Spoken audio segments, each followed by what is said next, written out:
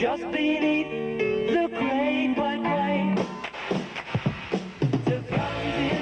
All this weekend, you'll have chances to win the new Klaatu album on Z93. Win it, listen, and decide for yourself. Sunday night at 9, Z93 will present an exclusive study on Klaatu with interviews with Klaatu's manager, Frank Davies. Win Klaatu all this weekend on Z93. Now, some people have gone so far as to say that they think the Beatles snuck into a recording studio to cut this album just to see if they could get away with it. Now, we're going to talk to the group's manager, or the man who is responsible for putting this album together on Sunday night at 9 o'clock, and hopefully he'll answer some of the questions. Now, I'm going to play a cut off the album, the Klaatu album that we're giving away. And this cut is called Dr. Marvello. I'm not going to play very much of it, but I want you to listen to it and help decide a little bit for yourself whether or not you think it may sound like the Beatles, okay? Just a very small portion of it. If you will, please listen very carefully.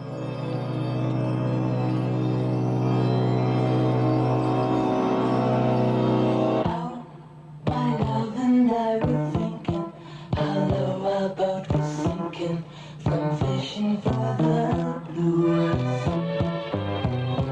Every door we tried,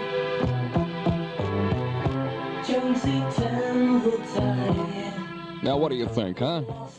There's a very small portion of the music on the Klaatu album. What do you think? Sounds like the Beatles? Well, maybe you can win one of those albums this weekend and decide for yourself. And don't forget, we'll talk to the manager of the group and the man who's responsible for the album on Sunday night at 9 o'clock. Meanwhile, best of luck to you in winning an album. Let It Be is considered the Beatles' final album. Or is it? August 1976. Capitol Records, which for nearly 10 years released the Beatles albums, quietly, without fanfare or promotion, releases the album Klaatu. For 5 months, the album sells slowly, drawing light critical acclaim and some airplay on American radio stations. But Klaatu remains a secret. The album contains neither pictures nor names of the band members.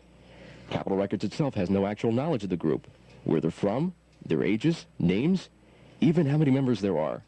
For 5 months, the Klaatu album hibernates. But a number of music experts notice a large number of striking similarities between the mysterious Klaatu and the Beatles. For 7 years, the public has clamored for a Beatles reunion. Could the mysterious Klaatu be the Beatles? The musical similarities are there, but so are many clues. Clues too obvious and too frequent to be dismissed as mere coincidence. Is it possible? Could Klaatu conceivably be the Beatles? Our search begins at an obvious point. Dennis O'Malley, Capitol Records representative, Boston. In the last 2 days, I've done a little investigative work and tried to determine who they are and what the album's all about. And with the help of your station and a few other stations on the East Coast, we've determined that nobody knows for sure who the group is. The album was released in August of 1976 through our Canadian affiliate, Capitol Canada. But there are references have been made in the newspaper article last Sunday, and also from various stations around the country that have played the record, that there are obvious Beatle similarities in both the writing, the production, and the general theme of the album. During the late 1960s, the estimated cost of the Beatles' Sgt. Pepper LP was $150,000. Considering the complexity of the Klaatu album and the inflationary spiral, what would such an album cost today to produce? It would have to be double. Why, then, would Capitol Records give over $250,000 in production money to a heretofore unknown musical group? The chances are they wouldn't. Frank Davies, again, who is their manager, mentioned that the album was 2 years in the making. Now, whether that means 2 years in the studio or, 2 years of writing and rehearsing and then recording the album, I'm not certain. But we do know that some of the songs are written as far back as 74 and others right near the completion of the album in the summer of 76. Is Klaatu the Beatles? I really can't say for sure that it isn't. It does sound an awful lot like what the Beatles were doing in the late 60s, music-wise. And as I mentioned, the general theme of the album is a subject that would seem to me to be a subject that the Beatles were most interested in at that time. O'Malley later admitted he was unaware of the band's origin, where the album was recorded, and how many members are in the group. So when the record first came out last summer, the initial airplay was sparked by the fact that it did resemble the Beatles in production content and sound content. But then it sort of drifted off, although in Chicago the record met with great success. Bruce Raven, Capitol Records representative, Chicago. Well, I can't tell you anything about the band because I don't know. That's being kept under very serious, nobody knows. Apparently, the reason that they've decided to do it this way, it's not really done for gimmick's sake. It's just done because that's the way the individual musicians in the band want it. They just want the music to be out there. What I can tell you is that the band currently resides in Toronto, and that I'm quoting their manager. I speak with him quite a bit. There's a large British contingent in the band. In terms of the album itself, I really can't give you much more on their background, except that I feel that they are. The impression I have is that they're just simply a lot of good musicians in the band who have decided to remain anonymous. You know, unfortunately, there is no inside information. I don't even know if our vice president of A&R has the answer. February 13th, 1977. An article appears in the Providence Sunday Journal. An article not only drawing musical comparisons between Klaatu and the Beatles, but also bringing to light many clues paralleling the two groups. The article was written by Journal Entertainment reporter and self-admitted Beatlemaniac Stephen Smith. Among other topics, Smith discussed musical similarities between the two groups, in particular, two Klaatu songs, Sub Rosa Subway and Dr. Marvello. The main, the two most main ones are, Sub Rosa Subway, Right. and Dr. Marvello. Sub Rosa Subway, I mean, everything on it sounds Beatlish. Mm-hmm. Especially the voice. McCartney's, it sounds like McCartney's voice. And then at the end of the song, it sounds almost exactly like All You Need Is Love. Dr. Marvello sounds like George Harrison, a la Blue Jay Way. Exactly. Right. With the sitar and reverse tape effects in the song itself too. And really, how many groups do you know today that use a sitar? Dr. Marvello and Sub Rosa Subway. Yeah. Were both copyrighted 1974. Yeah. Okay, the end of 73, beginning of 74, Ringo's album, Ringo, was being recorded. And on that album are all four Beatles. Paul McCartney, in 73 sometime, said that he intimates he wasn't averse to a Beatles reunion. And a little farther on, he said the only thing that was keeping them apart was a contractual hold with Alan Klein, the contractual hold of the Beatles' name with Alan Klein. Now all the suits are solved. January 1974, John Lennon says that he would go for a reunion. Mm-hmm. And Paul McCartney said that yes, he would like to get together, a reunion of the Beatles, but not as the Beatles, under another name. George Harrison says if the Beatles ever did get back together, they would have to do it for the music's sake first. The first obvious tie together is Klaatu itself from, first of all, the movie The Day the Earth Stood Still with Michael Rennie, plus Ringo's Goodnight Vienna album, having the phrase Klaatu Barata Nikto on there, which immediately ties it together with this. There was a big poster that came with the album Goodnight Vienna, and Ringo was there, and they had put Ringo's head on the Michael Rennie body, and he was standing on the spaceship next to the robot with his hand out, and the phrase underneath it was Klaatu Barata Nikto. All right, there's a line in Sub Rosa Subway that says, New York City in the morning sun were awoken by the strangest sound. Yeah. Now the Beatles, when they first came to America, landed in New York City, right, Kennedy Airport. They played the Ed Sullivan Show in Carnegie Hall. Now the next line says, reportedly as far as Washington, the tremors shook the earth.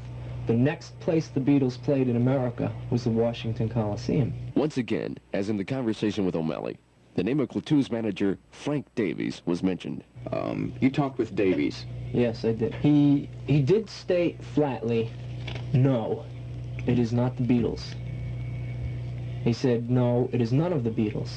But if he did say yes, then he'd be telling us who it was. If he said, I can't answer that, it'd be like saying, well, yes, it is. He had to say no. And he come back to me and said, well, if it is the Beatles, you'll, and he stopped. And I said, yeah, I'll feel like $1 million for figuring this out, You quote him as saying, everything that I've summarized is pretty accurate. That's what he told me.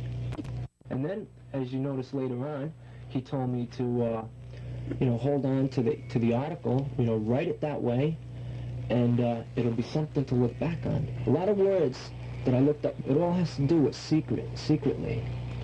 And getting to secretly, take Sub Rosa. Sub Rosa with a hyphen means secretly. Sub Rosa without a hyphen means it was used old times, and people sitting around a table, they'd have a rose above this table, and all the people sitting at this table were sworn to secrecy. And if you remember, Paul McCartney had his album, Red Rose Speedway, this rose, and he had a red rose in his mouth. Mm-hmm. And that was like at the end of 1973, which was when these guys supposedly got together. Could that be his way of saying, well, I'm being sworn to secrecy, you know, I can't say anything? All right, Dr. Marvello, the first verse, Jonesy Turned the Tide. Okay, when the Beatles were in Hamburg, they were really struggling, okay, way back when. This guy by the name of Ray Jones went to Brian Epstein's record store and wanted an album by the Beatles. Jonesy Turned the Tide. Brian Epstein couldn't figure out why a band from Liverpool, you know, was doing so good. Mm-hmm. So he went, saw the Beatles, thought they were a little rough, you know, the music, but he signed them up anyway, all because of this guy, Raymond Jones. I think there's a great possibility that it's the Beatles. In Toronto, Frank Davies, manager and spokesman for Klaatu. Well, let me say first of all, the band is currently living in Canada, has been recording up here their first album, which was released on Capitol in August of last year. They spent about, well, a little over 2.5 years on that album before it came out. Obviously on and off, not night and day all the time. And they're currently working on the second, which is due to be finished in 2 weeks. We informed Davies of the Smith article and asked for his comments. I haven't seen the article yet, but I did speak with Steve at some length and found it, you know, him very interesting from the viewpoints he had. He'd done an incredible amount of research, actually, and it was very impressive. I had to commend him for everything he'd done. As I told him, it isn't the Beatles, and I have actually, you know, said that to several other people from various parts of the States who have called and have expressed the same sort of feeling. The problem I've had is, you know, convincing them. Obviously, in most cases, or in some cases, they particularly would not accept that. The band actually put the album together themselves. How many members are in the band Klaatu?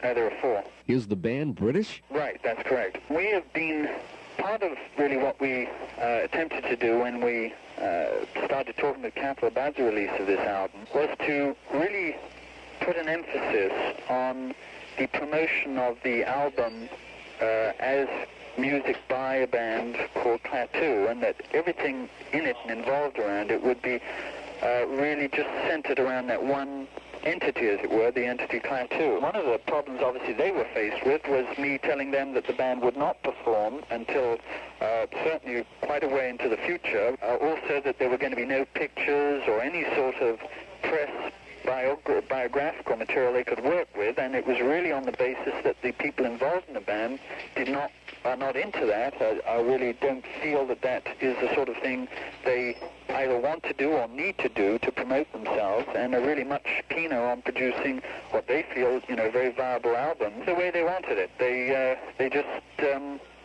personality-wise, that's the way they are. They don't like particularly the sort of more egotistical side of self-promotion that, you know, seems to happen obviously all the time, and in some ways has to happen all the time in this business. They were able to put this whole thing together themselves. They do everything themselves, so it's a completely self-contained situation. And they felt because it was self-contained, they had the rights to make some demands that normally perhaps an artist couldn't even make if he wanted to. They really felt they wanted to make it on their own, on the basis of what they wanted rather than what everybody else wanted. They wanted people to listen to what they produced on record and accept it or not accept it for what it was. Do you think the comparisons of Klaatu and the Beatles are viable?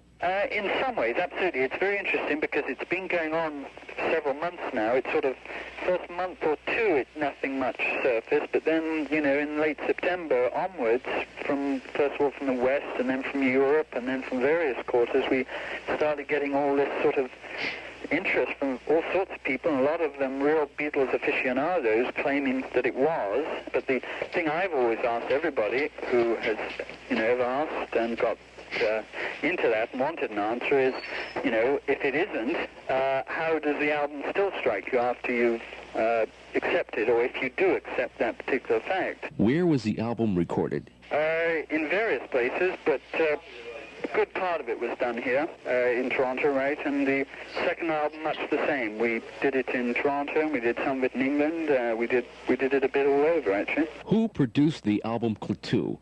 The band. The band do everything on the record. Engineer, produce, do all the arrangements, play everything. But the fact that Klaatu and the Beatles sound alike is unavoidable. Right.